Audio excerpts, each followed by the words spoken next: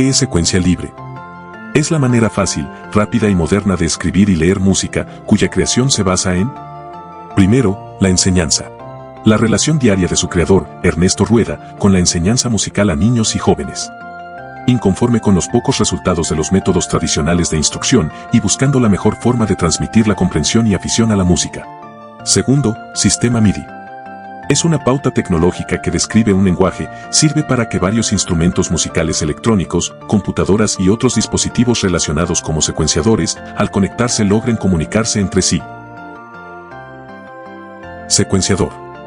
Es un equipo informático de composición, programación y reproducción de eventos musicales en forma secuencial, que puede manejar a varios instrumentos musicales electrónicos, reproductores, sintetizadores, cajas rítmicas, procesadores de señal, etc., mediante una interfaz de control lógico. Su lenguaje es MIDI. Un dato curioso es que el secuenciador más primitivo es la cajita de música. En su rodillo se almacena la música con puntos, en forma secuencial. Tercero, la ciencia de la vocalización. El instrumento que la naturaleza le ha dotado al ser humano para producir sonidos es la palabra. Y todo recién nacido de cualquier parte del mundo balbucea la sílaba ma, ya que es una información impresa en la conciencia. El estudio antiguo de esta información se conoce como vocalización, que es utilizado para la medicina. En esta ciencia se utiliza puntos suspensivos para alargar el tiempo de duración del sonido de las vocales. Caso contrario, un solo punto. Pero antes hay que tener en cuenta ciertos antecedentes y entender qué es la música. Son sonidos graves, agudos y silencios en un tiempo exacto, con leyes de armonía y ritmo. La escritura. Es un gran invento del ser humano que sirve para transmitir conocimientos, ideas, sentimientos a través del tiempo y el espacio. Ya que a través de esta se puede transmitir sentimientos, emociones y estados de ánimo a cualquier persona en cualquier parte del mundo. Más, la lectura musical convencional, con partitura no es universal, porque no cualquier persona de cualquier parte del mundo a simple vista puede leer e interpretar. Antecedentes históricos. Músicos de todas las latitudes han intentado perpetuar sus obras con una escritura musical para las nuevas generaciones. A través de los tiempos, debido a un oscurantismo que atravesó la ciencia, el arte y la religión desde que se quemó la biblioteca más grande del mundo antiguo en Alejandría. Poco se sabe de las culturas antiguas como egipcias, romanas, celtas, chinas, griegas, las culturas mesopotámicas y de Indoamérica como aztecas, incas, etc. Civilizaciones que, a través de su escritura y formas de lenguaje, intentaron plasmar sus himnos y melodías. Como lo dije antes, la Biblioteca de Alejandría, con papiros y códices del mundo antiguo, fue fundada en el siglo III a.C. y fue saqueada, quemada y destruida en el 416. Y es el más claro ejemplo de la pérdida de la sabiduría antigua. El filósofo griego Platón dijo en su libro Leyes que los egipcios tenían una amplia teoría musical. Recordemos que Platón fue maestro de Aristóteles y maestro de Alejandro Magno, el mentalizador de la biblioteca. Otro ejemplo más es el realizado por Diego de Landa, obispo de Yucatán y Guatemala en 1561. Pese a intentar evangelizar a los mayas, estos persistían en mantener sus antiguos cultos en secreto. Formó un tribunal inquisitorio, con interrogatorios y torturas a nativos. Impuso la cristiandad el 12 de julio de 1562 con la destrucción en la hoguera de 5.000 ídolos y objetos sagrados, códices mayas, con 27 rollos de signos y jeroglíficos sin descifrar. Escrituras musicales antiguas. La quironimia en el Antiguo Egipto. En relieves egipcios representa a músicos tocando simultáneamente dos notas diferentes, siguiendo al director, quien, mediante un lenguaje musical basado en señas con las manos, indicaba la altura y las notas concretas al intérprete. En las mastabas, que es un tipo de tumbas egipcia antiguas, se encuentra la iconografía musical de los quirónomos.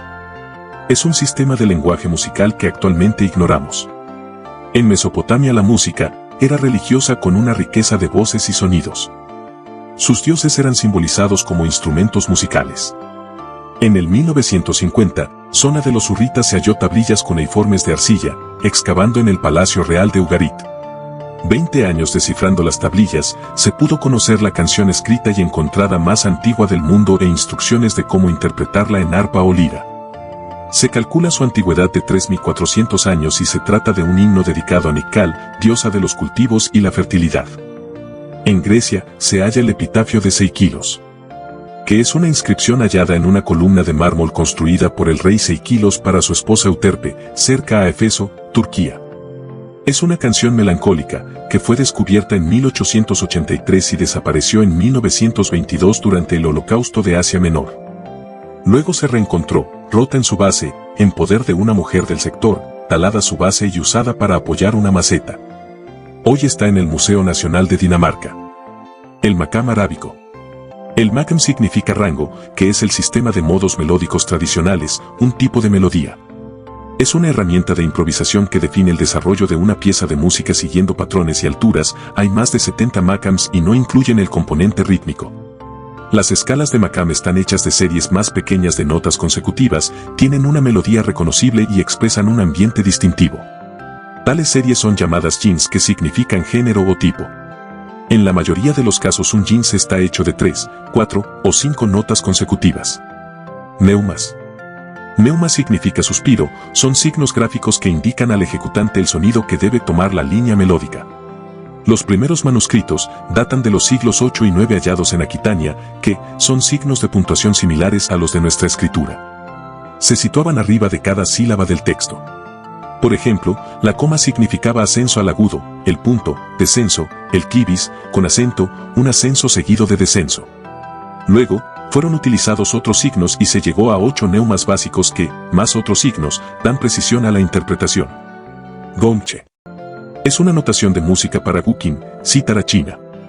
Se escribe en forma de tablatura, de talla-tono, digitación y técnica de rasgueo. Y un método paso a paso de la interpretación de la pieza.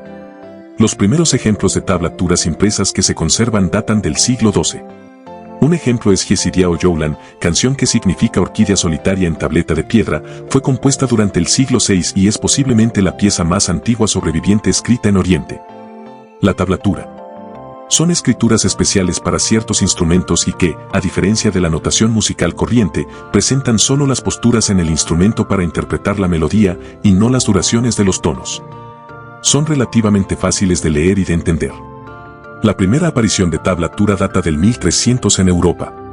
Fue utilizada en sus inicios para una única voz, y luego se logró aplicarla a varios instrumentos, como el laúd, vihuela, guitarra, viola da gamba, arpa, órgano, clavecín y el clavicordio. Rongo rongo. Es un enigma de la cultura Rapa Nui, que es representado por el sistema de escritura tallado sobre tablillas para la recitación y canto. Sus signos jeroglíficos demuestran la existencia de una forma de escritura musical en la isla y único en su género en toda Polinesia y el mundo. Este sistema de escritura no es fonético, es decir, es un sistema ideográfico, cada signo representa personas, fechas o actividades. Los signos de las tablillas eran ocupados para ayudar a recordar cantos tradicionales y genealogías. Aquí está una línea de tiempo para guiarnos. En el 3050 a.C. encontramos en Egipto la quironimia. En el 1400 a.C. en la Mesopotamia tenemos el himno de Ugarit. A partir del 120 después de Cristo vemos en Grecia el epitafio de Seikilos. En Arabia en el 670 encontramos el makam. En el 1050 encontramos los neumas por los gregorianos. En China en el 1100 encontramos el gonche. En Europa en el 1300 se halla el tablatur. Y en la isla de Pascua en el 1680 se encuentra el rongo rongo. La partitura.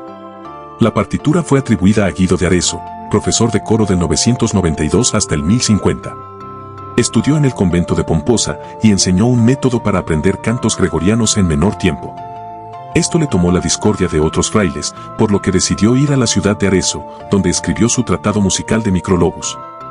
Además ideó el hexacordo, mejoró la escritura musical implementando líneas horizontales que fijaron la altura de las notas musicales, el famoso tetragrama, evolucionando luego al pentagrama.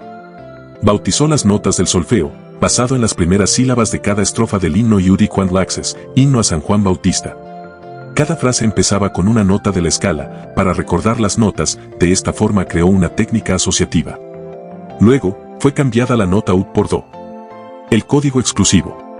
La partitura ha sido exclusividad para élites de la sociedad, en especial, los únicos que dominaban y entendían en el medievo, este sistema eran sus creadores, los monjes gregorianos. Desde su inventor Guido, al parecer quería que sus sistemas de lectura musical solo comprendan sus alumnos, para sobresalir de otros coros de frailes adversarios. Un ejemplo claro de esa exclusividad es el Miserere Meideus, creación de Gregorio Allegri en el siglo XVII, durante el pontificado del Papa Urbano VIII. Es la musicalización del Salmo 51 del Antiguo Testamento. Se compuso para ser cantado únicamente en la Capilla Sistina durante los miércoles y viernes de Semana Santa. En un principio, se impuso una prohibición de ejecutar la obra fuera de la Capilla Sistina, incluso se amenazaba con la excomunión a quien la copiara. En 1770, Wolfgang Amadeus Mozart, con tan solo 14 años, tras escuchar la obra tan solo una vez, la transcribió al papel de memoria, para luego hacerle correcciones en una segunda ocasión. Este hecho es ampliamente recordado como muestra del genio de Mozart, quien incluso fue hecho caballero de la Orden de la Espuela de Oro por el Papa al enterarse del hecho. La copia de Mozart, con las improvisaciones, no ha sido conservada. No te pierdas la parte 2 y no olvides suscribirte y darle a la campanita para recibir las notificaciones de más videos así.